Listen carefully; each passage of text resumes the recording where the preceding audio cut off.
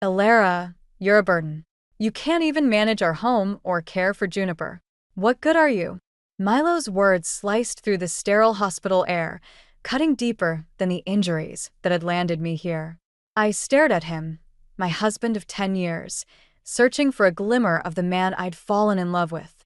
There was nothing but cold disdain in his eyes. "I'm sorry," I whispered, my voice hoarse from disuse. "I'll try harder." He scoffed, running a hand through his perfectly styled hair. "Try harder?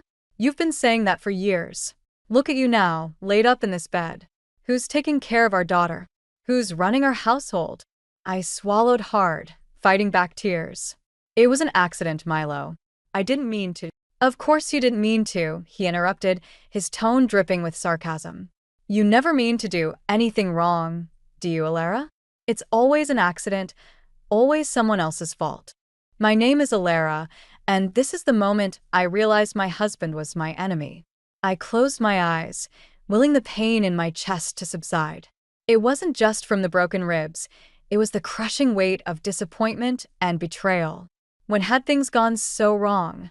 When had the man who once promised to love and cherish me become this cruel, unfeeling stranger? "Where's Juniper?" I asked, changing the subject. "Is she okay?" Milo's face softened slightly at the mention of our daughter. "She's with your parents. They're spoiling her rotten, as usual." I nodded, relieved that at least our little girl was safe and cared for. "Can I see her soon?" "When you're better," Milo said dismissively. "She doesn't need to see you like this. It would only upset her." I bit my lip, holding back a retort. Of course Juniper would want to see me, regardless of my condition. She was only 7, but she was perceptive and loving. Unlike her father. Milo glanced at his watch, sighing dramatically. "I have to go. I have a meeting I can't miss." "On a Saturday?" I couldn't keep the suspicion out of my voice. His eyes narrowed. "Yes, on a Saturday. Some of us still have work to do, Elara. We can't all lie around in bed all day." The barb stung, but I refused to let him see how much it hurt. "Of course. I understand." Milo leaned down, his lips brushing my forehead in a perfunctory kiss. "Get better soon. We need you back home." As he turned to leave, a faint scent caught my attention. It wasn't his usual cologne. It was something softer, more floral. Women's perfume. The door closed behind him, and I was left alone with my thoughts and the steady beep of the heart monitor. Tears welled up in my eyes, but I blinked them away furiously. I was done crying over Milo. Done being the perfect, submissive wife who always tried to please him. I thought back to the accident that had brought me here. The screeching tires, the sickening crunch of metal, the world spinning out of control. It had been terrifying, but now, lying in this hospital bed, I felt an odd sense of clarity. This was my chance. My opportunity to reclaim my life, to become the woman I used to be before Milo's controlling nature had slowly eroded my sense of self. A knock at the door interrupted my thoughts. A nurse entered, her kind face a welcome change from Milo's cold demeanor. "How are you feeling, Mrs. Henderson?" she asked, checking my vitals. "I'm okay," I lied, forcing a smile. "When do you think I'll be able to go home?" The nurse consulted my chart. "The doctor wants to keep you for a few more days just to be safe. You took quite a hit in that accident." I nodded, my mind already racing. A few more days. That's all I needed to start formulating a plan. "Is there anything you need?" the nurse asked. "Anyone you'd like us to call?" I hesitated for a moment, then made a decision. "Yes, actually. Could you please call my father? Cyrus Blackwood." The nurse smiled. "Of course. I'll take care of that right away." As she left the room, I settled back against the pillows, a newfound determination coursing through me. Milo thought I was weak, a burden.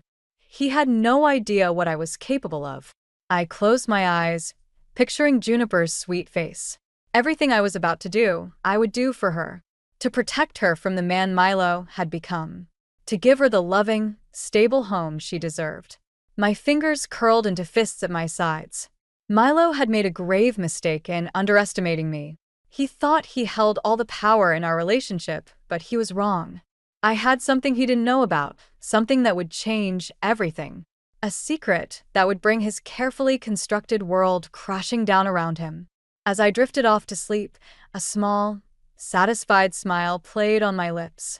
Milo's reign of control was coming to an end, and he didn't even know it yet. Let the games begin. I closed my eyes, letting the rhythmic beeping of the hospital machines fade away as my mind drifted back to the beginning. The day I met Milo Henderson. It was a crisp autumn afternoon, leaves crunching under my feet as I hurried across the university quad. I was late for a guest lecture, my arms full of books and papers. That's when I collided with him. Whoa there! His voice was warm, tinged with amusement. Strong hands steadied me, preventing a fall. Are you all right? I looked up, meeting the most captivating green eyes I'd ever seen. I'm so sorry, I stammered, face flushing. I wasn't watching where I was going. He grinned, helping me gather my scattered belongings. No harm done. I'm Milo, by the way. Milo Henderson. Ilara Blackwood, I replied, returning his smile. That chance encounter sparked a whirlwind romance. Milo was charming, attentive, and seemed to genuinely care about my dreams and aspirations. We spent hours talking about everything and nothing, his wit and intelligence drawing me in deeper with each passing day. Our wedding, just a year later, was a fairy tale come to life. I floated down the aisle, certain I was marrying my soulmate. Milo's vows brought tears to my eyes. Ilara, you are my light, my inspiration, my everything, he said, his voice thick with emotion. I promise to cherish and support you, to be your partner in all things. Our love will only grow stronger with each passing year. The first few years of marriage were blissful. We traveled, built our careers, and created a beautiful home together. When Juniper was born, I thought my heart might burst with happiness. But slowly, almost imperceptibly, things began to change. It started with small comments about my appearance. Are you sure you want to wear that? Milo would ask, his tone light, but his eyes critical. I think the blue dress suits you better. Then came the questions about my time. Where were you all afternoon? He'd demand, even though I told him I was meeting a friend for coffee. You should have been home preparing dinner. I tried to brush it off, telling myself he was just stressed from work. But the controlling behavior escalated. I don't think you should go back to work, Milo announced one evening, shortly after my maternity leave ended. Juniper needs her mother at home. I was stunned. But we talked about this. I love my job and we agreed. Things change, Ilara, he interrupted, his tone brooking no argument. This is what's best for our family. Reluctantly, I resigned from my position, telling myself it was temporary. But as the months turned into years, I found myself increasingly isolated. Milo discouraged me from seeing old friends, claiming they were a bad influence.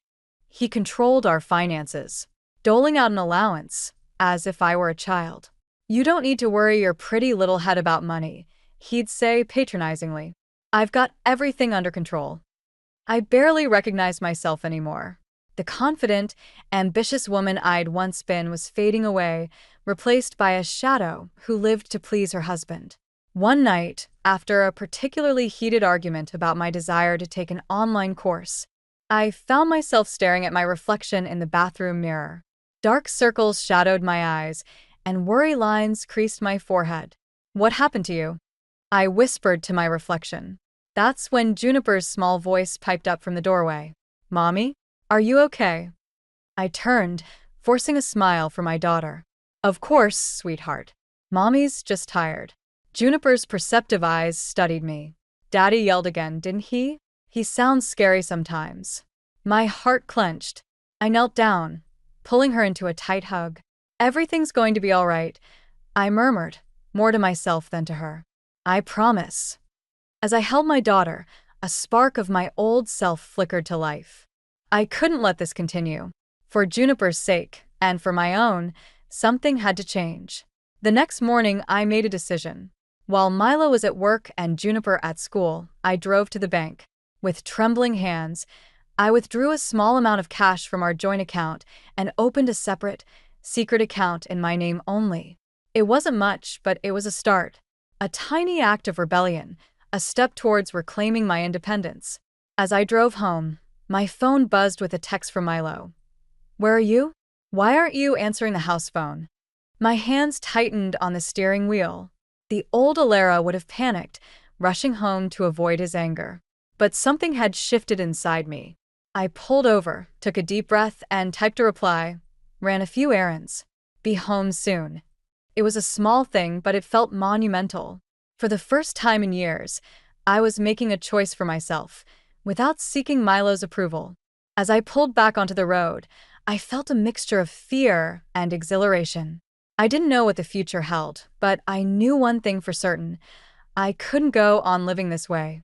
The woman Milo had fallen in love with was still inside me, buried beneath years of control and manipulation. It was time to set her free. The sound of Juniper's laughter filled the kitchen as I flipped another pancake onto her plate. It was Saturday morning, and Milo was away on yet another business trip. "Can we have a tea party later, Mommy?" Juniper asked, syrup dripping down her chin. I smiled, wiping her face with a napkin. "Of course, sweetheart. We can invite Mr. Snuggles and Princess Sparkle too." As I watched my daughter eat, I couldn't help but marvel at her resilience. Despite the tension that often filled our home, Juniper remained a bright, loving child. But I wasn't blind to the effects of Milo's behavior on her. "Mommy," Juniper said suddenly, her voice dropping to a whisper. "Is Daddy coming home today?" I hesitated, unsure how to answer. "I'm not sure, honey. Why do you ask?" She shrugged, pushing her pancakes around her plate. "He's gone a lot. And when he is home, he's always on his phone or yelling." My heart clenched. "Daddy's just been busy with work, that's all." Juniper looked up at me, her eyes far too serious for a 7-year-old. "Is that why he smells different now?" I froze. "What do you mean, different?" "Like flowers," she said, wrinkling her nose. "It's not his normal smell. I don't like it." The room seemed to tilt for a moment as the implications of Juniper's innocent observation hit me. Floral perfume. The scent I'd noticed in the hospital wasn't a one-time occurrence. "When did you first notice this new smell?" I asked, trying to keep my voice casual. Juniper thought for a moment. "A few months ago, I think. After he started working late all the time." I nodded, my mind racing. "Thank you for telling me, sweetheart. Now, why don't you go get dressed for our tea party?" As soon as Juniper left the kitchen, I sagged against the counter, my suspicions crystallizing into a sickening certainty. Milo was having an affair. The rest of the day passed in a blur of tea parties and forced smiles. After tucking Juniper into bed, I found myself pacing the living room, my thoughts a chaotic whirlwind. What was I going to do? Confront Milo? But with what proof? The word of a 7-year-old about a change in cologne? My eyes fell on Milo's desk in the corner of the room. He always kept it meticulously organized, warning me never to touch his work papers. But now, driven by a desperate need for answers, I approached it. The top drawer was locked, but I knew where Milo kept the key. With trembling hands, I retrieved it from its hiding place and opened the drawer. At first glance, everything seemed normal. Neatly stacked files, a calculator, some pens. But as I rifled through the papers, a small, pale blue envelope caught my eye. It was tucked beneath a stack of invoices, as if hidden. My heart pounding, I opened it. Inside was a handwritten note, the flowing script distinctly feminine. "My dearest Milo, last night was magical, as always. I can't wait to see you again. Remember, patience is a virtue. All my love, P." The letter slipped from my numb fingers, floating to the floor like a fallen leaf. Patience. Even her name was a mockery of my situation. I don't know how long I stood there, staring at nothing as my world crumbled around me. The sound of a car in the driveway jolted me back to reality. Milo was home. Hastily, I replaced the letter and locked the drawer, just managing to retreat to the kitchen before the front door opened. "Alara?" Milo called out. "Where are you?" I took a deep breath, plastering a smile on my face as I stepped into the hallway. "Welcome home. How was your trip?" Milo's eyes narrowed slightly, studying me. "Fine. Productive." Is Juniper asleep? I nodded, fighting to keep my voice steady. Yes. She went down about an hour ago. He grunted, loosening his tie. Good. I'm going to take a shower. As he brushed past me, that faint floral scent wafted through the air.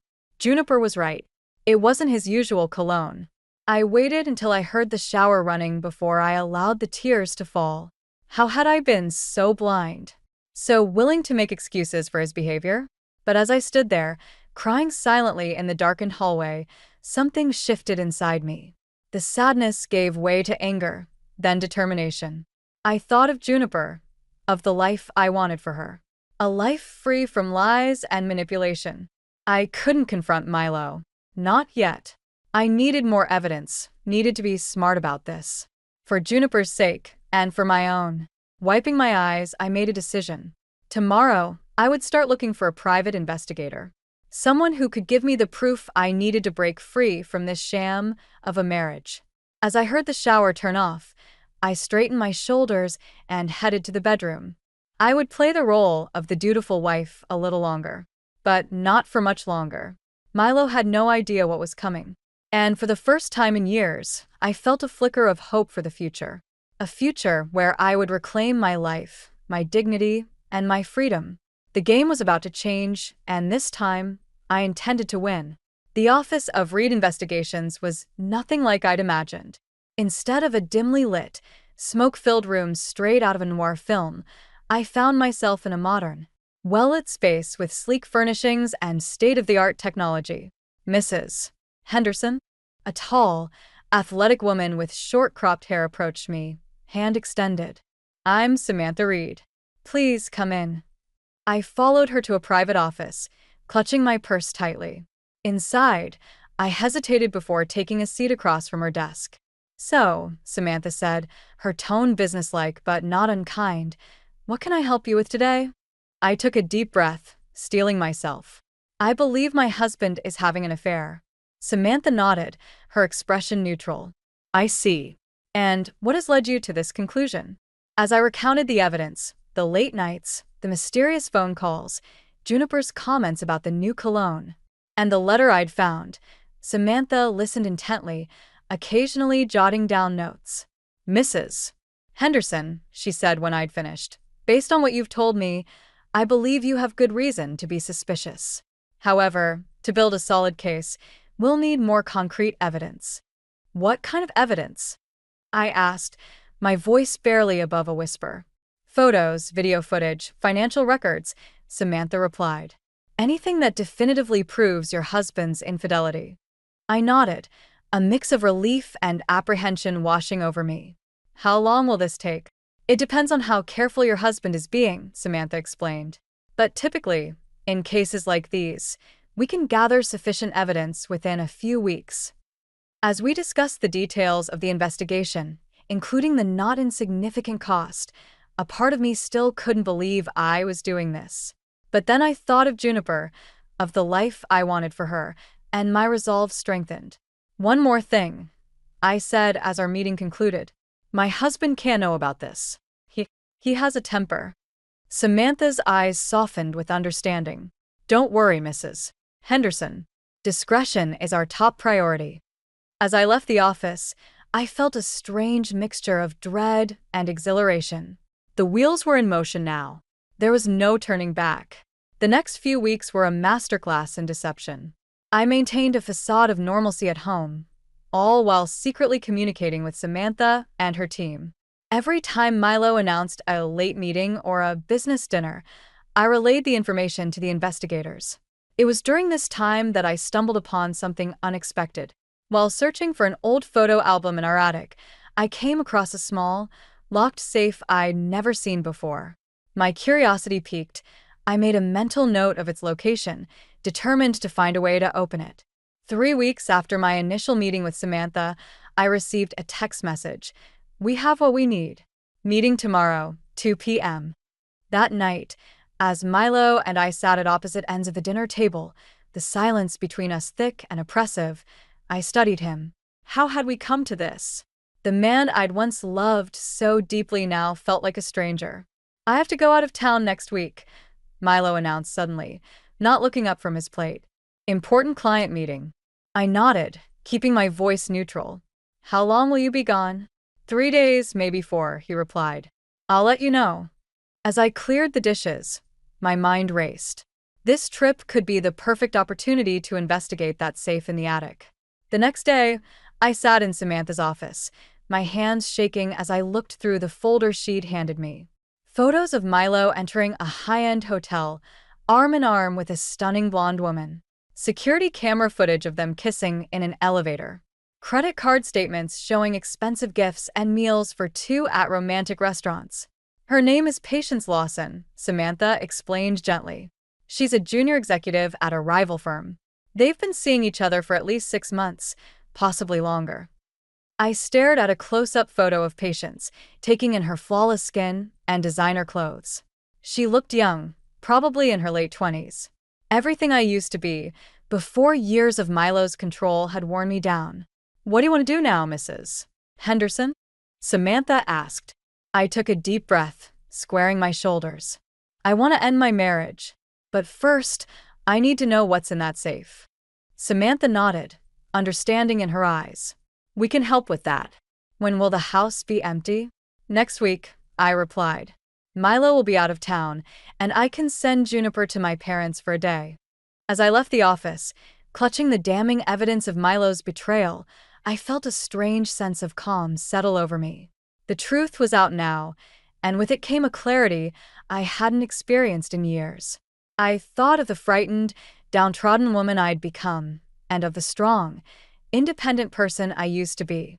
It was time to reclaim that woman, for myself and for Juniper. Milo had no idea what was coming. But soon, very soon, his carefully constructed world of lies would come crashing down around him. And I would be there, standing tall in the rubble, ready to build a new life for myself and my daughter. The game was changing, and this time I held all the cards. The steady beep of the heart monitor filled the hospital room as I lay there, my body battered and bruised from the car accident. 3 weeks had passed, but the pain still lingered, both physical and emotional. Milo's cruel words from his last visit echoed in my mind, a constant reminder of how far we'd fallen. A soft knock on the door pulled me from my thoughts. Come in, I called, expecting another nurse for my routine checkup. Instead, my father's familiar face appeared, his eyes filled with concern. Elara, sweetheart, how are you feeling? Dad. I breathed, relief washing over me. I'm okay, just tired. Cyrus Blackwood approached my bedside, taking my hand in his. His touch was warm, comforting. Everything Milo's hadn't been in years. I've been trying to reach you for days, he said, his brow furrowed. Milo said you weren't up for visitors, but I couldn't stay away any longer. Of course, Milo had been gatekeeping. I shouldn't have been surprised.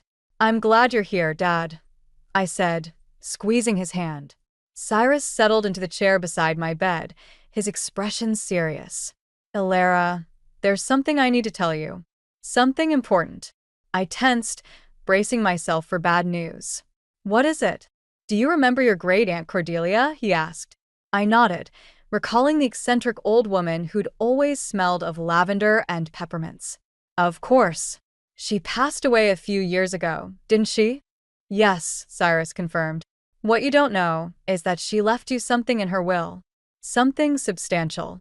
My heart began to race, setting off the monitor beside me. What do you mean? Cyrus leaned in, lowering his voice. Cordelia left you her entire estate, Elara.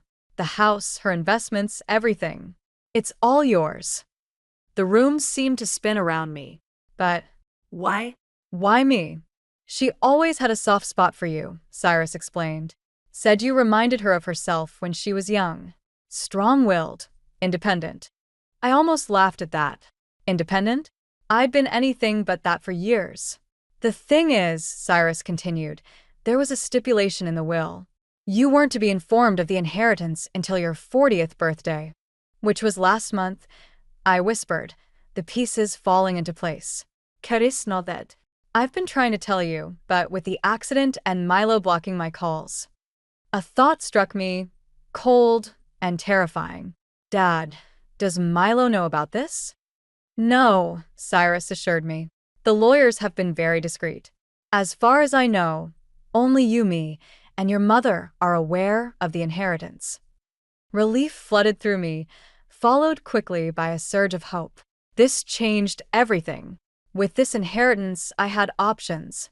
I could leave Milo, provide for Juniper, start a new life. How much?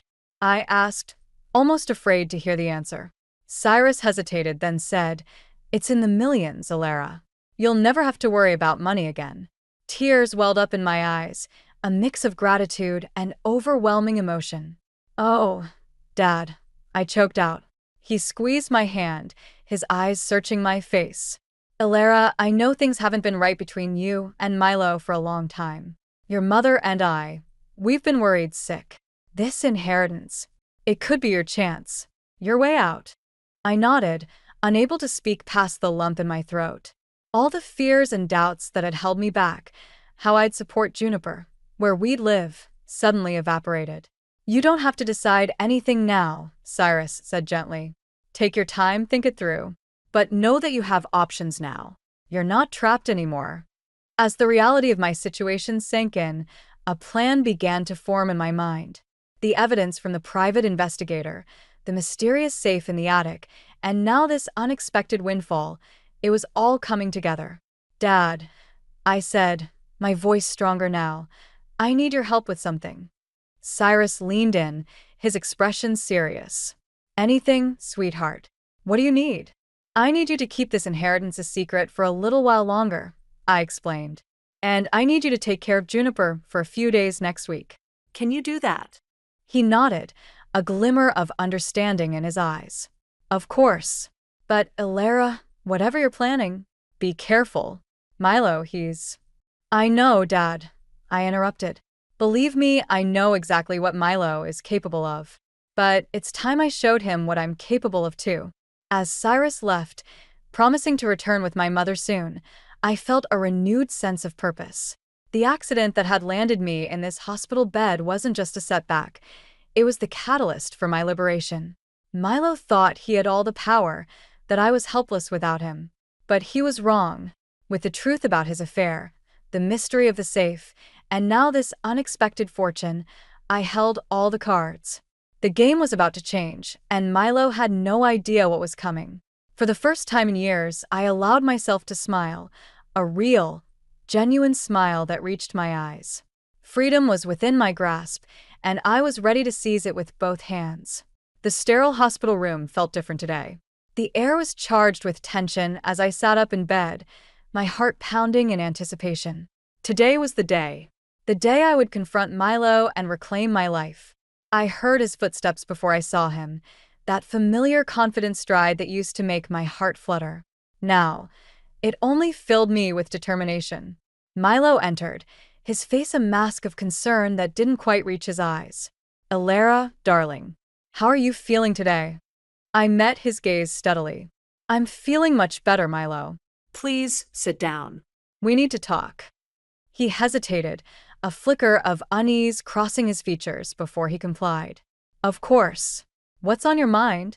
I took a deep breath, steeling myself. "I know about patience, Milo." The color drained from his face. "What are you talking about?" "Don't insult my intelligence," I said, my voice surprisingly calm. "I know about your affair. I have proof." Milo's expression hardened. "You're confused, Alara. The accident must have—" "Stop lying," I interrupted, reaching for the folder on my bedside table. "I have photos, credit card statements, hotel receipts. Do you want to see them?" His eyes darted to the folder, then back to my face. "You had me followed," he hissed, anger replacing his feigned concern. "I did what I had to do," I replied. "You left me no choice." Milo stood abruptly, pacing the small room. "This is ridiculous. You've clearly lost your mind. When we get home, we'll find you a good therapist and—" "I'm not going home with you, Milo," I said firmly. "Not now, not ever." He whirled to face me, his eyes blazing. "What are you saying?" "I'm saying it's over. I want a divorce." Milo's laugh was cold, mirthless. "A divorce?" And how exactly do you plan to support yourself? You haven't worked in years. You have nothing without me. I allowed myself a small smile. That's where you're wrong. I have more than you could imagine. Confusion flickered across his face, quickly replaced by suspicion. What are you talking about? I've inherited a fortune, Milo. Milio. I don't need your money anymore. He stared at me, disbelief etched on his features. You're lying. I'm not, I said calmly. But that's not all. I know about the safe in the attic, Milo. What are you hiding in there? Milo's face went pale, then flushed with rage. In 2 quick strides, he was at my bedside, looming over me. You stay away from that safe. Do you understand me? He snarled, gripping my arm painfully. I refused to flinch. Or what, Milo? You'll hurt me? Like you've been hurting me for years? His grip tightened, and for a moment, I saw the monster beneath the charming facade. You have no idea what I'm capable of, he growled. Neither do you. I shot back, my voice steady despite my racing heart. I'm not the weak, submissive wife you think I am. Not anymore. Milo's eyes narrowed. Is that so? And what about Juniper? Do you really think you can take care of her on your own? Don't you dare bring our daughter into this, I hissed. She deserves better than a father who lies and cheats. His hand raised, and for a terrifying moment, I thought he might strike me. But then, a nurse appeared in the doorway. Is everything all right in here? She asked, her eyes darting between us suspiciously. Milo released my arm, his face instantly transforming into a mask of concern. Everything's fine. My wife is just a bit emotional today.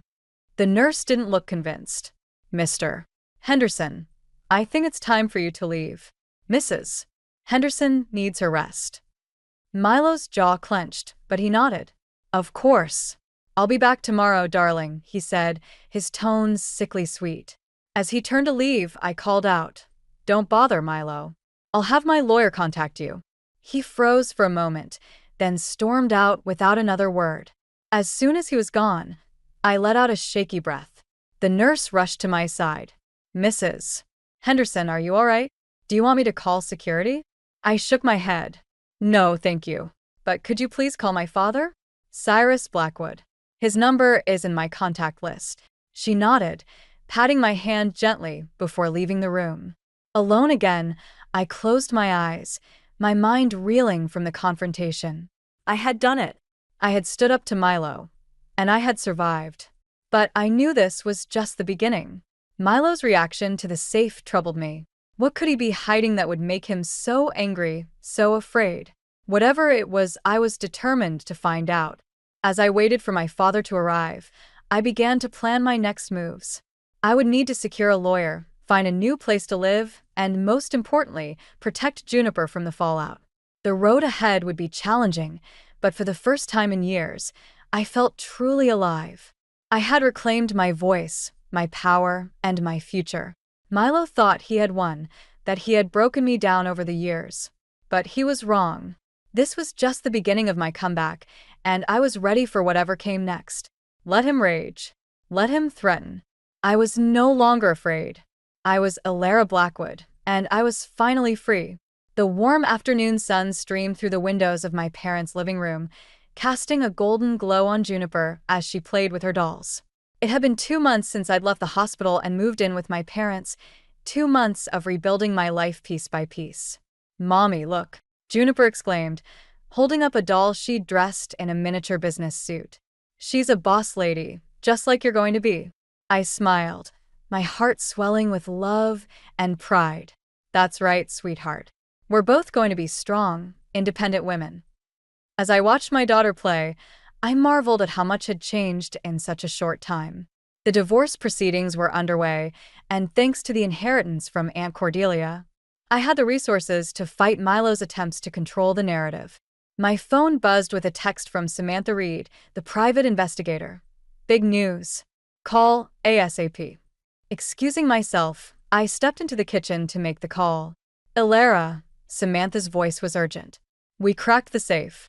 You're not going to believe what we found. My heart raced as she detailed the contents. Offshore account numbers, incriminating documents. and evidence of large-scale financial fraud at Milo's company. This is huge, I breathed. What do we do now? I've already contacted the authorities, Samantha replied. They're moving to freeze Milo's assets. But Alara, be careful. He's going to be desperate when he finds out. As if on cue, the doorbell rang. Through the window, I saw Milo's car in the driveway. He's here, I whispered. I have to go. Ending the call, I took a deep breath and opened the door. Milo stood there, his once impeccable appearance now disheveled, his eyes wild. Alara, he said, his voice a mixture of anger and desperation. We need to talk. I stepped outside, closing the door behind me to shield Juniper from whatever was about to unfold. There's nothing to talk about, Milo. It's over. He ran a hand through his unkempt hair. You don't understand. I'm in trouble. Big trouble. I need your help. My help, I scoffed. After everything you've done? Please, he begged, his facade crumbling. They're investigating the company. I could go to prison. If you just sign a few documents, testify that you knew nothing about the finances. I cut him off. No, Milo. I won't lie for you. His expression darkened. You owe me, Alara. After everything I've done for you and Juniper. Everything you've done? I interrupted, my voice rising. You mean controlling every aspect of our lives? Cheating on me? Belittling me at every turn? Milo's eyes narrowed. You ungrateful bitch. You'd be nothing without me. That's where you're wrong, I said, standing tall. I'm everything I am in spite of you, not because of you. He lunged forward, grabbing my arm. You'll regret this, Alara. I'll make sure you never see Juniper again. Before I could react, a strong hand clamped down on Milo's shoulder. I suggest you let go of my daughter, my father's voice boomed. Milo released me, stumbling backward. Cyrus stood protectively in front of me, his eyes blazing with fury. You're finished, Milo, I said, my voice steady. The authorities know everything. It's only a matter of time before they come for you. The color drained from Milo's face. You open the safe. I nodded. It's over. Leave now before I call the police. For a moment, I thought he might lash out again. But then, his shoulders slumped in defeat. Without another word, he turned and stumbled to his car, driving away with a screech of tires. As the adrenaline faded, I sagged against my father. It's really over, I whispered. Cyrus hugged me tightly. You did it, sweetheart. You're free. Over the next few weeks, the full extent of Milo's crimes came to light. He was arrested, his company crumbled, and his reputation was left in tatters. Meanwhile, my life blossomed. With the help of a financial advisor, I invested my inheritance wisely. I enrolled in business courses at the local college, determined to build a career of my own. Most importantly, I focused on healing and creating a stable, loving environment for Juniper. One evening, as I tucked Juniper into bed, she asked, Mommy, are you happy now? I smiled, kissing her forehead. Yes, sweetheart. I'm very happy. Me too, she said, yawning. I like it when you smile. You didn't smile much before. Her innocent observation brought tears to my eyes. Well, we have a lot to smile about now. And I promise you, we always will. As I left her room, I paused in the hallway, overcome with emotion. The road to this point had been long and painful, but we had made it. Milo's shadow no longer loomed over us. For the first time in years, I felt truly alive, truly myself. The future stretched out before me, full of possibilities. I was Alara Blackwood, mother, survivor, and now, architect of my own destiny. Whatever challenges lay ahead, I knew I had the strength to face them. Because now, finally, I was free. The community center bustled with activity as I made my way through the crowded hallway. Colorful posters advertising various classes and support groups lined the walls. I paused in front of one that read, Women's Empowerment Workshop, and smiled to myself. Alara. There you are, called out Sarah, the center's coordinator. We're all set up in room 3 for your session. I nodded, feeling a mix of excitement and nervousness. It had been 6 months since Milo's arrest, 6 months of rebuilding and rediscovering myself. Today marked a new chapter, my first time leading a support group for women leaving abusive relationships. As I entered the room, I was greeted by a circle of women, their faces a mixture of hope and apprehension. I recognized that look. I'd worn it myself not so long ago.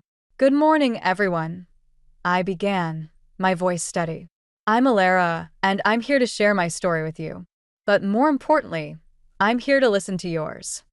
Over the next hour, we talked, cried, and even laughed together. As I shared my journey, the manipulation, the fear, the moment I decided to take back control, I saw recognition in their eyes. When they shared their own stories, I felt a deep connection to each of them. "Remember," I said as our session wound down, "you are stronger than you know. Your worth isn't determined by anyone else. It comes from within." As the women filed out, many stopping to hug me or whisper thanks, I felt a sense of purpose I'd never experienced before. This was why I'd survived, why I'd fought so hard. Not just for myself and Juniper, but for all the women who needed to know they weren't alone. Outside the community center, I found my parents waiting with Juniper. My daughter ran to me, her face beaming. "Mommy, did you save all the ladies today?" she asked, her innocence making me smile. I knelt down to her level. No, sweetheart. "They're saving themselves. I'm just helping them remember how strong they are." Juniper nodded solemnly. "Like how you remembered?" "Exactly like that," I said, hugging her tightly. As we walked to the car, my father squeezed my shoulder. "I'm so proud of you, Alara," he said, his voice thick with emotion. "We both are," my mother added, her eyes shining.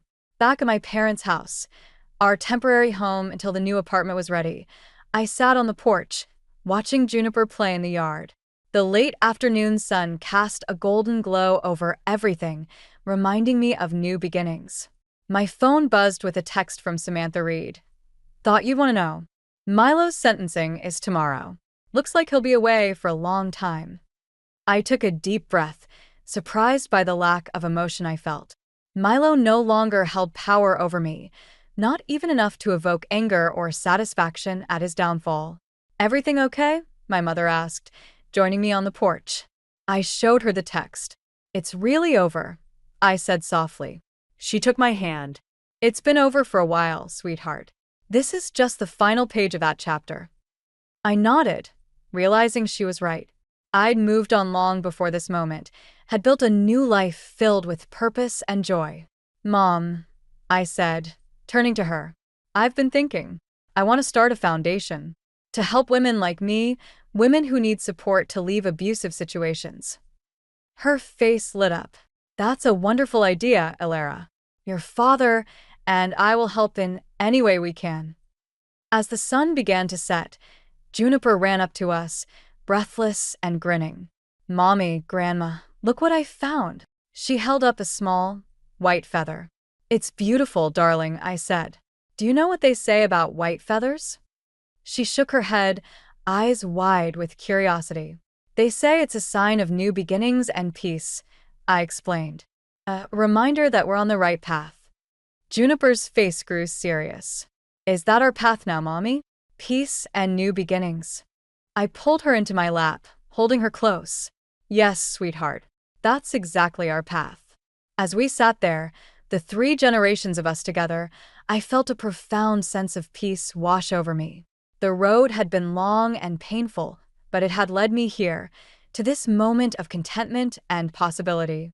I thought about the women I'd met today, about the foundation I wanted to build, about the bright future ahead for Juniper and me. For the first time in years, I felt truly, completely free.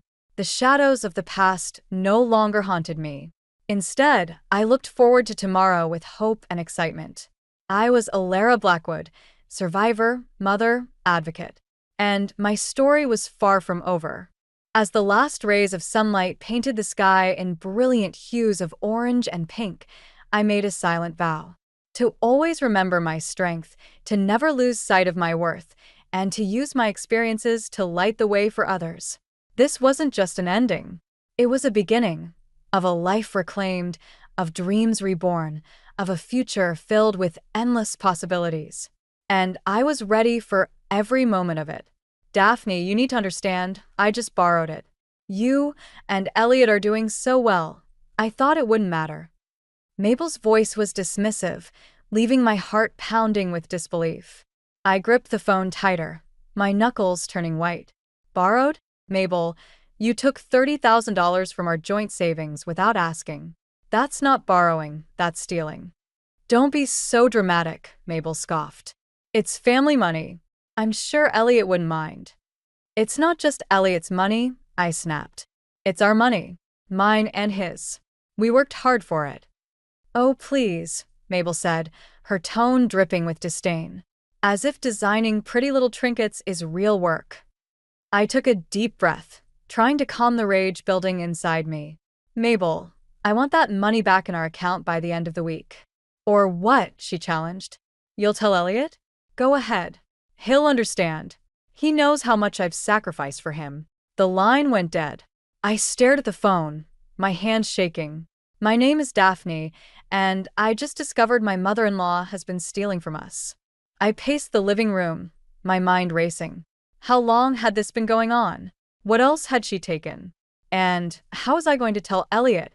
The front door opened, and Elliot walked in, his suit jacket slung over his shoulder. Hey, honey, how was your day? I turned to face him, my stomach in knots. Elliot, we need to talk. It's about your mother. His face immediately clouded with concern. What's wrong? Is she okay? She's fine, I said, my voice tight. But our bank account isn't. She took $30,000 from our savings. Elliot's eyes widened. What? There must be some mistake. There's no mistake, I said, pulling out my phone to show him the transaction. I just got off the phone with her. She admitted it. Elliot's face paled as he looked at the screen. I can't believe this. Why would she do that? She said she was borrowing it, I said, unable to keep the bitterness from my voice. Because we're doing so well. Elliot ran a hand through his hair, looking lost. Maybe she just needs some help. We should talk to her, see what's going on. I stared at him in disbelief. Elliot, she stole from us. This isn't about helping her, it's about protecting ourselves. She's my mother, Daphne, Elliot said, his voice rising. I can't just turn my back on her. And I'm your wife, I shot back. Don't I matter too? Elliot's face softened. Of course you do. I need to talk to her. Figure out what's going on. I watched as he pulled out his phone, dialing Mabel's number. My heart sank as I realized this was going to be harder than I thought.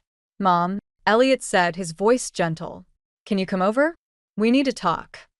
An hour later, Mabel swept into our living room, all designer clothes and expensive perfume.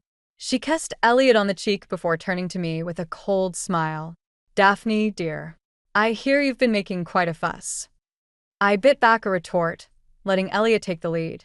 He sat down across from Mabel, his face serious. Mom, we need to talk about the money you took from our account. Mabel waved a hand dismissively. Oh, that. I told Daphne it's just a loan. I'll pay it back.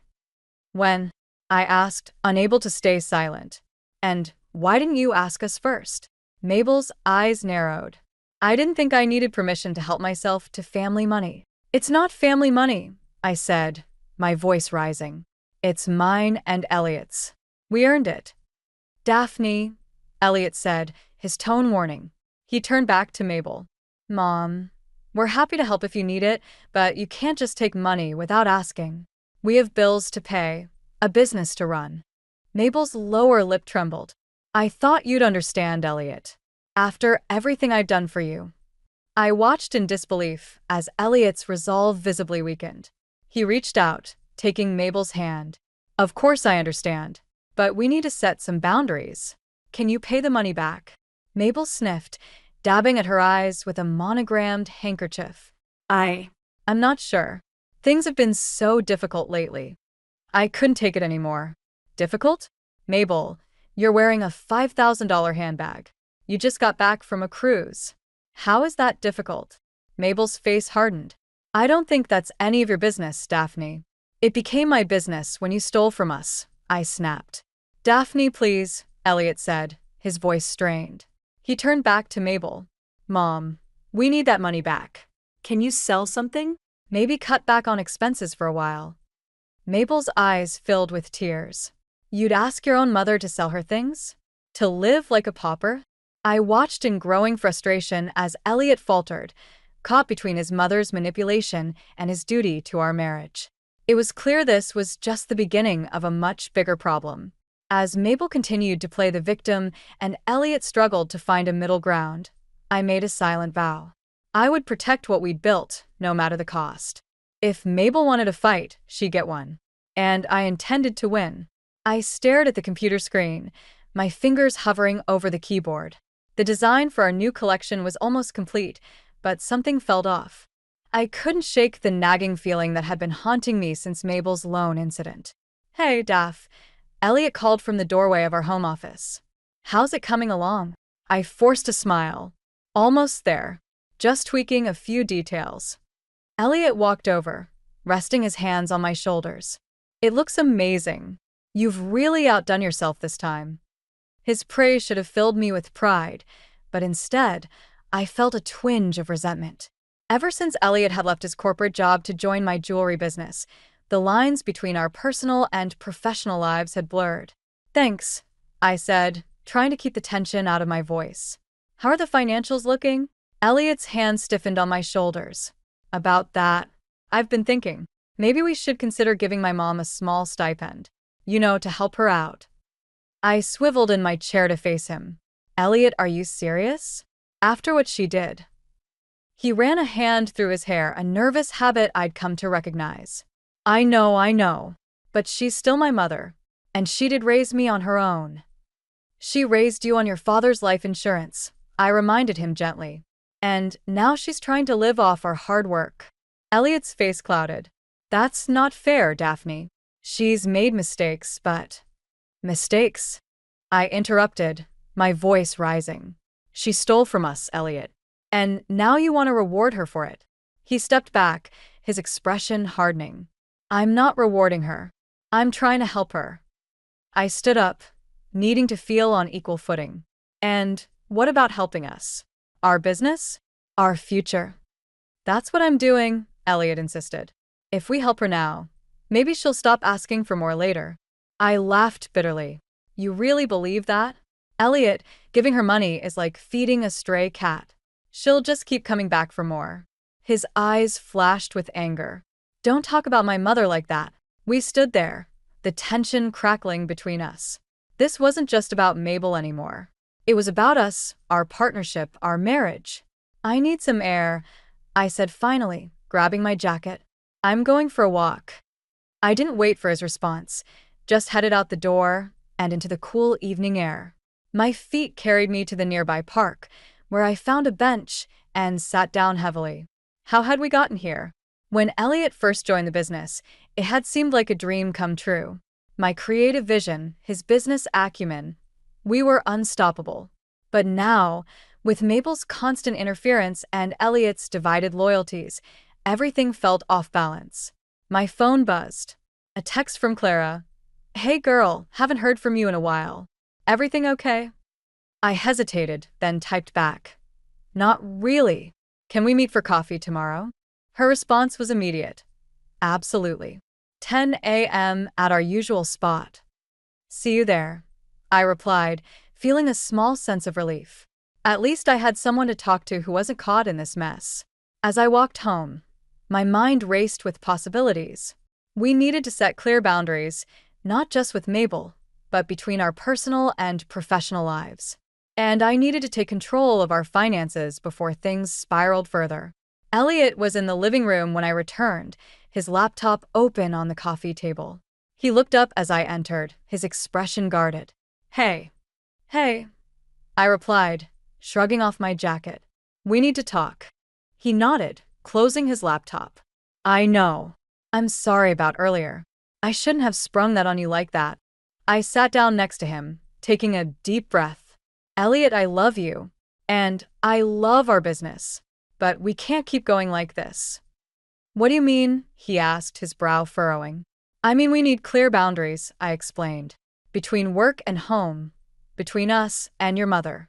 We need to protect what we've built. Elliot was quiet for a moment, then nodded slowly. You're right. I know you're right. It's hard, balancing everything. I took his hand, squeezing it gently. I know, but we're in this together, right? Partners in everything. He smiled, some of the tension leaving his face. Always. Good, I said, feeling more resolved than I had in weeks. Because I have some ideas about how we can move forward, starting with separate accounts for personal and business expenses. Elliot's eyebrows rose.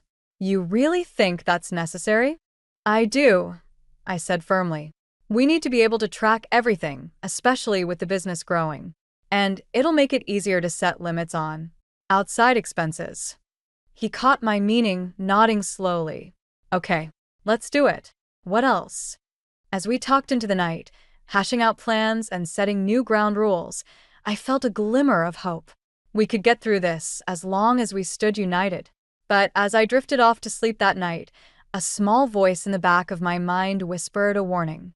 This was just the beginning. Mabel wouldn't give up so easily, and our resolve would be tested again and again. I was ready for the fight. The question was, would Elliot stand with me when it really counted? The doorbell rang, its chime echoing through our house like a warning. I glanced at Elliot, who was engrossed in his laptop, before heading to answer myself. I opened the door to find Mabel standing there, decked out in a designer outfit that probably cost more than our monthly mortgage payment. Daphne, darling, she cooed, air kissing my cheeks. I hope I'm not interrupting anything important. Actually, we're quite busy. I started, but Mabel had already brushed past me into the house. Elliot, sweetheart, she called out. Your mother needs a favor. I followed her into the living room, my stomach knotting with dread. Elliot looked up from his work, his expression a mix of surprise and wariness. Mom, what are you doing here? Mabel perched on the edge of our sofa, her perfectly manicured hands clasped in her lap. Well, you see, there's this wonderful charity gala coming up next month. All the most influential people in the city will be there. I simply must attend. But what, Mom? Elliot asked, his voice tight. Well, I need a new dress, of course. And shoes. And perhaps a little something from your lovely jewelry line, Daphne dear. It would be such marvelous publicity for you both. I felt my blood pressure rising. Mabel, we've talked about this. We can't keep... Oh, don't be so stingy, Mabel interrupted, waving a dismissive hand. It's not as if you can't afford it. And really, it's an investment in your future. Think of the connections I could make for you at this gala. Elliot shifted uncomfortably in his seat. Mom, we've set up some new financial boundaries. We can't just... Boundaries? Mabel's voice took on a shrill edge. Is that what she's calling it? She turned to me, her eyes narrowing. I suppose you think you're very clever, turning my own son against me. That's not what this is about, I said, fighting to keep my voice level. We're trying to run a business here, Mabel. We can't keep dipping into our funds for personal expenses. Mabel's lip curled in disdain. Personal expenses? I'm talking about networking, about building your brand. But I suppose you wouldn't understand that, would you? You're just a small-time designer who got lucky. Mom, Elliot's voice was sharp. That's enough. Daphne has worked incredibly hard to build this business. And you've worked hard too, darling, Mabel said, her tone softening as she turned to Elliot. You both deserve to enjoy the fruits of your labor. What's the point of all this success if you can't indulge a little? I watched as Elliot's resolve wavered. Maybe we could spare a little for the dress, he said hesitantly. Elliot, no, I said firmly. We agreed on this. We can't keep enabling her. Mabel's face darkened. Enabling? Is that what you think this is? I'm not some addict, Daphne. I'm family. But I suppose you wouldn't understand that concept, would you?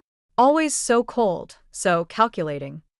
That's rich coming from you, I snapped, my patience finally breaking. You're the one who's been calculating how to squeeze every last penny out of us. How dare you? Mabel gasped, clutching her pearls dramatically. Elliot, are you going to let her speak to me like this? Elliot looked between us, his face a mask of anguish. I. I think you should go, Mom. We can talk about this another time. Mabel stood, drawing herself up to her full height. I see. Well, I hope you're happy, Daphne. You've finally gotten what you wanted. My own son, turning his back on me. As she stormed out, slamming the door behind her, I turned to Elliot. I'm sorry, but we had to stand firm. He nodded, looking drained. I know. It's hard. I sat beside him, taking his hand. I understand, but we're doing the right thing. Later that evening, as I was checking our business email, I saw a message from Elliot's cousin, Sarah. Curious, I opened it. Daphne, I hope this email finds you well. I wanted to reach out because I've been hearing some concerning things from Aunt Mabel. She says you've been controlling Elliot's finances and cutting her off completely. I know it's none of my business, but I'm worried about the family dynamic. Is everything okay? I stared at the screen, my hands shaking with anger. So, this was Mabel's game now? Spreading rumors, trying to turn the family against me? I called out to Elliot, my voice tight with fury. You need to see this. Your mother's been busy. As Elliot read the email, his face grew pale. I can't believe she'd do this. Can't you? I asked bitterly. She's trying to paint me as the villain, Elliot. She's manipulating everyone, including you. He looked at me, his eyes filled with a mix of sadness and determination. Not anymore. I'm done letting her come between us. We need to set the record straight with the family. I nodded, feeling a glimmer of hope. Together? Together, he agreed, squeezing my hand. As we sat down to craft a response to Sarah and plan our next moves, I felt a renewed sense of purpose. Mabel had underestimated us, thinking she could drive a wedge between us. But she'd only succeeded in bringing us closer together. This battle was far from over, but for the first time in weeks, I felt like we might actually win. The email from Gideon, our business mentor, landed in my inbox with a soft ping. I opened it, my heart racing as I scanned the contents. Daphne, Elliot, it read, I have exciting news. A major retailer in Paris is interested in carrying your line. They want to meet with you both next month to discuss terms. This could be the international break you've been waiting for. I called out to Elliot, who was in the kitchen. Elliot, come here, quick. He rushed in, a dish towel still in his hands. What is it? Is everything okay? I turned the screen towards him, grinning. Read this. Gideon's lined up a meeting in Paris. This could be huge for us. Elliot's eyes widened as he read, a slow smile spreading across his face. Paris? Daphne, this is incredible. We hugged, both of us giddy with excitement. For a moment, all the stress of the past few weeks melted away.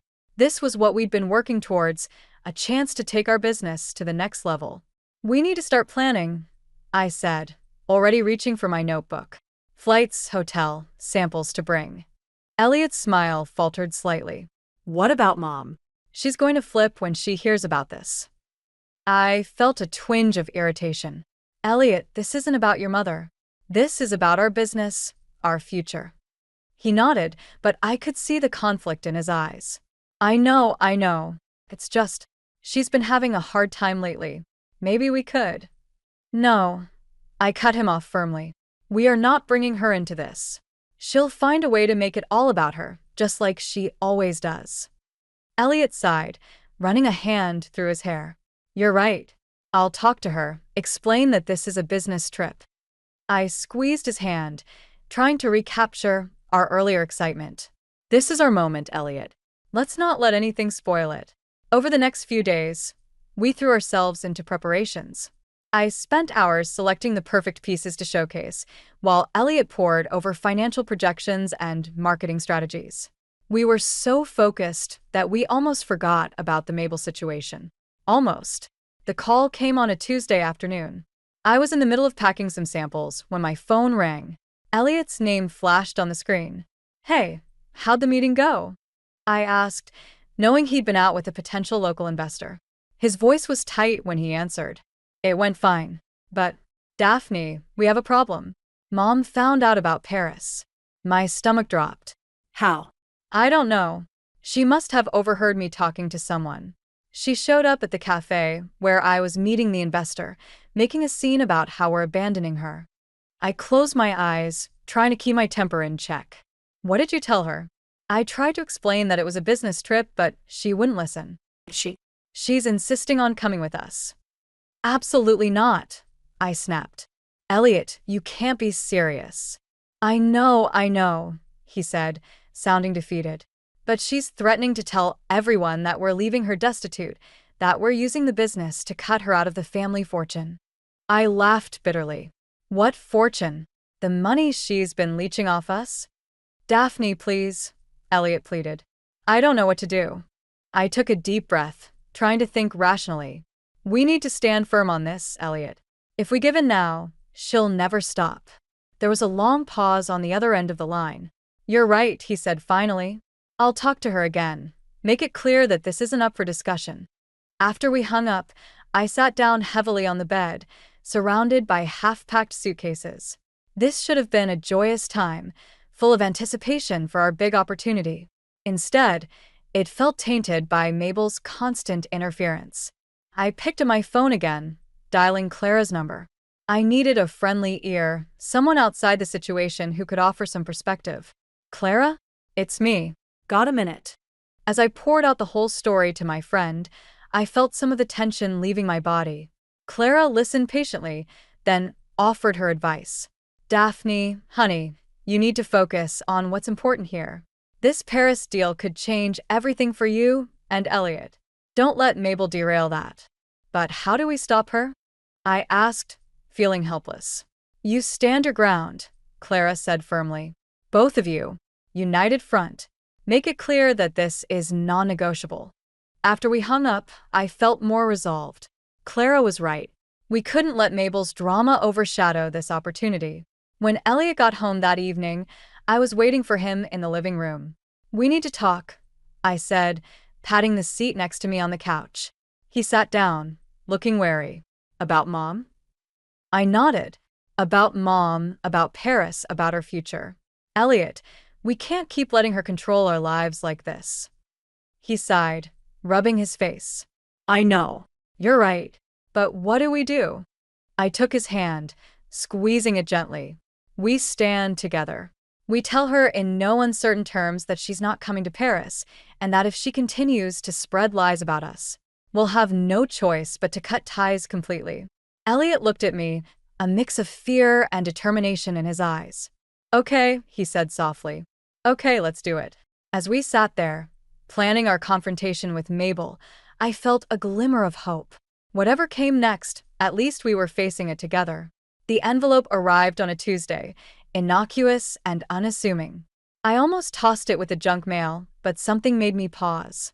The return address was unfamiliar, a law firm I'd never heard of. Elliot, I called out, my voice tight with apprehension. You need to see this. He appeared from his home office, brow furrowed at my tone. What is it? I handed him the envelope. It's addressed to both of us. We sat at the kitchen table as Elliot carefully opened it. His face paled as he scanned the contents. It's a notice of pending legal action against us for elder financial abuse. The room spun. What? That's ridiculous. Who would? But I knew the answer before I finished the question. Mabel. Elliot nodded grimly. She's claiming we've been systematically draining her accounts, manipulating her into giving us money. I laughed bitterly. That's rich, coming from her. We need to call our lawyer. As Elliot made the call, I paced the kitchen, my mind racing. How had it come to this? And more importantly, how far was Mabel willing to go? Our lawyer, Sarah, arrived within the hour. As we explained the situation, her face grew increasingly grave. This is serious, she said, leafing through the documents. These allegations, if proven, could not only damage your reputation but potentially your business as well. But they're lies. I exploded. We have bank statements, records of every transaction. We can prove she's the one who's been taking from us. Sarah held up a hand. I believe you, Daphne. But we need to approach this carefully. Mabel's playing a dangerous game, and we need to make sure we have all our ducks in a row. As Sarah outlined our options, a thought nagged at me. How had Mabel afforded a lawyer? Last we knew, she was practically begging us for money. Elliot, I interrupted, did your mother ever mention any other sources of income? Investments, maybe? He shook his head, looking puzzled. No, why? I turned to Sarah. Is there any way we can look into Mabel's finances? I have a feeling there's more going on here than we know. Sarah nodded slowly. We can request financial disclosures as part of the legal process. It might give us a clearer picture of what we're dealing with. After Sarah left, Elliot and I sat in stunned silence. Our Paris trip, once a beacon of hope, now felt like a distant dream. I can't believe she'd do this, Elliot murmured, his voice thick with emotion. My own mother. I reached across the table, squeezing his hand. We'll get through this, Elliot. We have the truth on our side. The next few days were a blur of legal consultations and frantic phone calls. We had to postpone our Paris meeting, explaining the situation to a very understanding Gideon. But as we dug deeper into Mabel's finances, a disturbing pattern emerged. Look at this, I said, pointing to a series of transactions on my laptop screen. Large deposits, always just under the reporting threshold. And look at the dates. They coincide with her biggest demands for money from us. Elliot leaned in, his face a mask of confusion. But where is this money coming from? And if she had it, why was she always asking us for more? A sickening realization dawned on me. Elliot, what if she's involved in something illegal? Money laundering, maybe? He recoiled, as if I'd slapped him. No. No, that's impossible. My mother wouldn't. Wouldn't she? I pressed. Think about it. The constant need for cash, the lavish spending, the way she always seemed to bounce back no matter how much she claimed to be struggling. Elliot stood abruptly, pacing the room. This is crazy. We can't accuse my mother of being a criminal. We might not have a choice, I said softly. If we don't get to the bottom of this, she could destroy everything we've built. As the weight of the situation settled over us, I felt a steely resolve forming in my gut.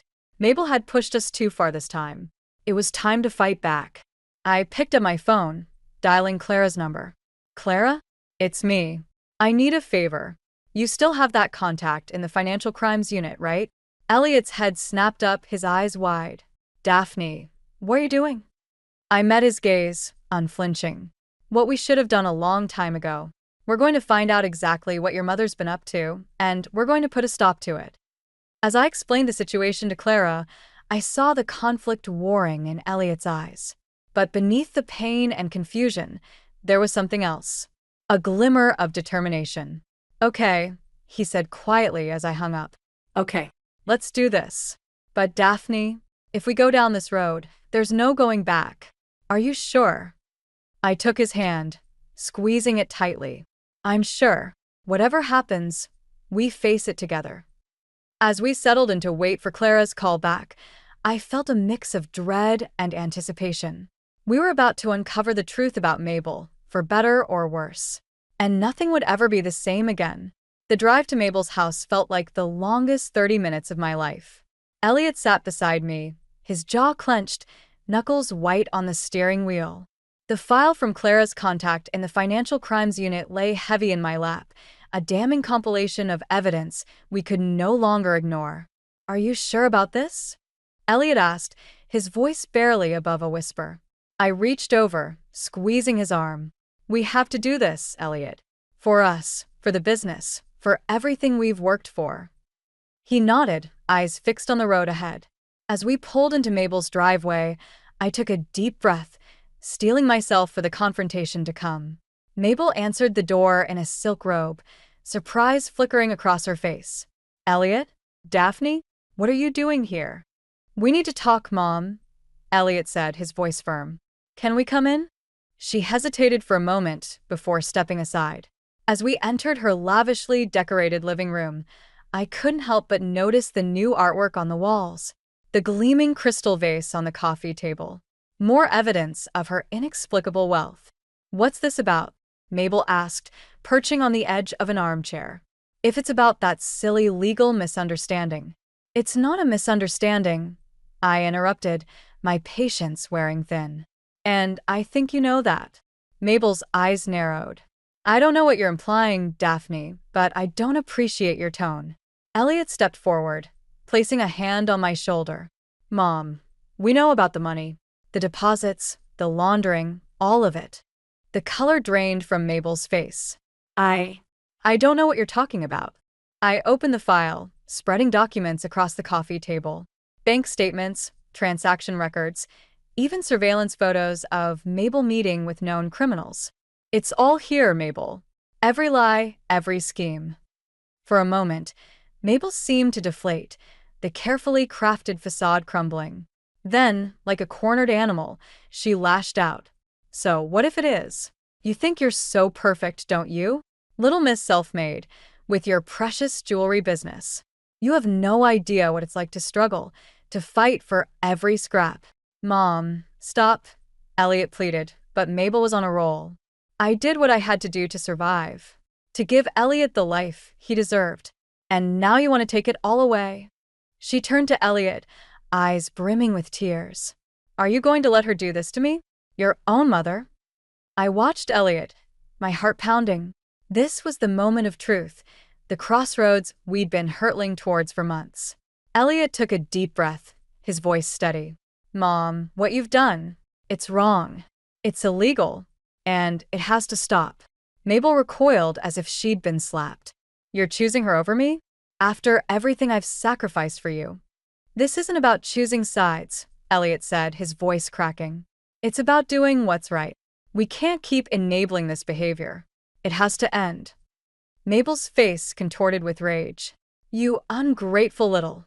She lunged for the file, scattering papers across the room. I jumped to my feet, grabbing her wrists. Mabel, stop. This isn't just about us anymore.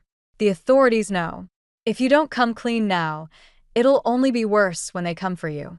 She wrenched away from me, stumbling back. Get out. Both of you. Get out of my house. Elliot stepped forward, his face a mask of pain. Mom, please.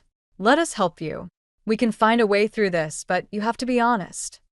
For a moment, I saw a flicker of something in Mabel's eyes. Regret? Fear? But it was quickly replaced by cold fury. I don't need your help. I've managed just fine on my own all these years. And I'll continue to do so. Even if it means losing your son? I asked quietly. Mabel's gaze snapped to mine, then to Elliot. The silence stretched between us, heavy with unspoken words and shattered trust. Finally, Elliot spoke, his voice barely above a whisper. Mom, this is your last chance. Come clean. Let us help you make this right. Or what? Mabel sneered. You'll turn me in? Your own mother? Elliot's shoulders sagged. If that's what it takes to protect our family, our business, yes. The finality in his voice seemed to hit Mabel like a physical blow. She sank onto the couch, suddenly looking every one of her years. Get out, she whispered. Just get out. As we left, I glanced back to see Mabel hunched over, her face in her hands. For a moment, I felt a pang of sympathy. But then I remembered everything she'd done. Every lie, every manipulation, and my resolve hardened. In the car, Elliot sat motionless, staring at nothing. I reached over, taking his hand. You did the right thing, I said softly. He nodded, squeezing my hand. I know, but it doesn't make it any easier. As we drove home, the weight of what had just happened settled over us. We'd confronted Mabel, drawn our line in the sand. But the battle was far from over. The real test was yet to come. The silence in our home was deafening.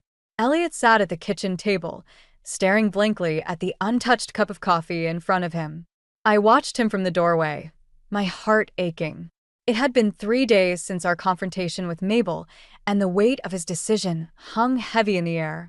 Elliot, I said softly, moving to sit beside him. We need to talk about what happens next. He looked up, his eyes red-rimmed from lack of sleep. What is there to talk about? I've cut ties with my own mother. I've chosen our business, our future, over her. Isn't that enough? I reached out, taking his hand. It's not about what's enough. It's about protecting ourselves, our livelihood. We need to make this official. Elliot's brow furrowed. Official? What do you mean? I took a deep breath. I've been talking to our lawyer. She thinks we should file a restraining order against Mabel to protect our assets, our reputation. Elliot jerked his hand away as if I'd burned him. A restraining order? Against my mother? Daphne, that's too far. Is it? I pressed. After everything she's done? The theft, the lies, the threats to our business. He stood abruptly, pacing the kitchen. She's still my mother, Daphne. I can't just erase her from our lives completely. I felt my frustration rising. Elliot, she's made her choice. She chose her schemes over us. We have to protect ourselves. By legally banishing her? Elliot's voice rose. Do you have any idea what that would do to her? To our family? Our family? I stood, facing him. Elliot, we're the family now. You and me. Our business, our future. That's what we need to protect. The doorbell rang, cutting through the tension. We both froze, exchanging wary glances. I moved to answer it, Elliot close behind. I opened the door to find Mabel standing there, looking smaller and more fragile than I'd ever seen her. Can I come in? She asked, her voice barely above a whisper. I hesitated, looking to Elliot. He nodded, his face a mask of conflicting emotions. Mabel settled onto our couch, her hands twisting in her lap. I've been doing a lot of thinking, she began.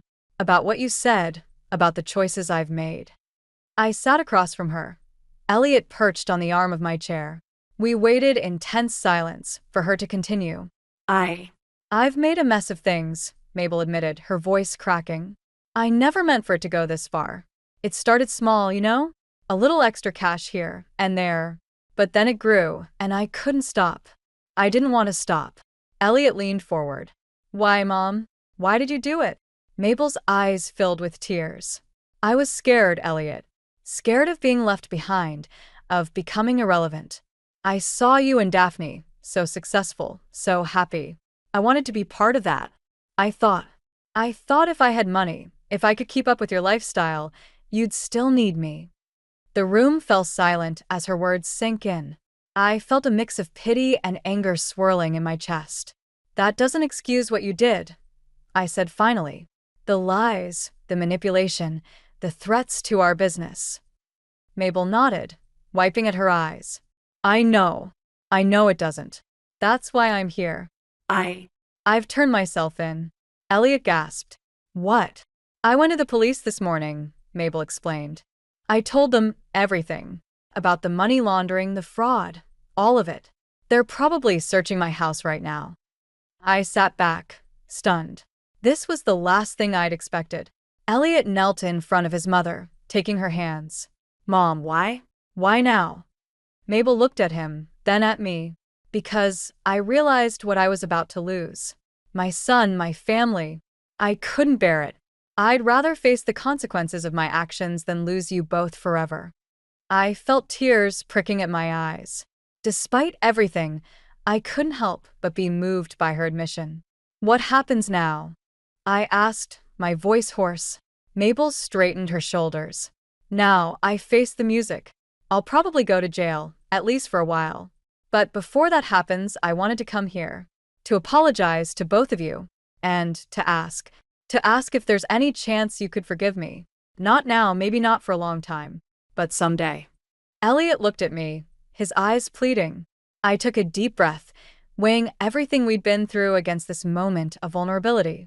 It won't be easy, I said slowly.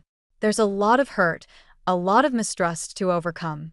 But if you're truly committed to making amends, to changing, maybe we can start to rebuild. Slowly. Elliot's face lit up with relief and gratitude. He squeezed my hand before turning back to Mabel. We'll take it one day at a time, Mom. Together. As Mabel broke down in tears, Elliot enveloping her in a hug, I felt a weight lift from my shoulders. The road ahead would be long and difficult, but for the first time in months, I felt a glimmer of hope. We had faced our toughest challenge and come out stronger. Whatever came next, we would face it as a united front. The Parisian sun streamed through the windows of our hotel room, casting a warm glow on the scattered jewelry samples and business documents strewn across the bed. I stood at the window, taking in the view of the Eiffel Tower in the distance, a sight that still felt surreal after all we'd been through to get here. Daphne? Elliot's voice pulled me from my reverie. The car's here. Are you ready? I turned to face him, smoothing down my blazer. As ready as I'll ever be. This is it, Elliot. Everything we've worked for.